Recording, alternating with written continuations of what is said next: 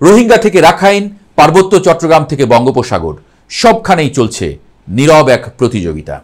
বাংলাদেশের মাটিতে বিদেশি নাগরিকের মৃত্যু নতুন কিছু নয়, কিন্তু টোরেন্স জ্যাকসনের কেসটি আলাদা, কারণ তার মৃতদেহ কোনো ময়নাতদন্ত ছাড়াই দ্রুত মার্কিন দূতাবাসে হস্তান্তর করা হয়।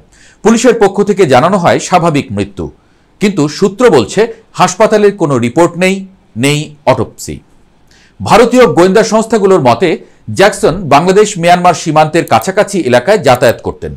এই অঞ্চলটি ভারতের উত্তর পূর্বাঞ্চলের সঙ্গে সংযুক্ত, যেখানে এখনও বিচ্ছিন্নতাবাদ, বিদ্রোহ আর শরণার্থী সংকট জটিল এক ভূরাজনৈতিক দাবার চাল। একাধিক রিপোর্টে বলা হচ্ছে জ্যাকসন হয়তো যুক্তরাষ্ট্রের গোপন নেটওয়ার্কের অংশ ছিলেন, যারা দক্ষিণ এশিয়ায় ভারতের প্রভাব খর্ব করতে মাঠে নেমেছিল। কেউ কেউ বলছেন মোদির চীন সফরের সময় তাকে টার্গেট করার প্রস্তুতি চলছিল, আর রাশিয়া সেই নেটওয়ার্কের গন্ধ পেয়ে আগে থেকেই সতর্ক হয়েছিল।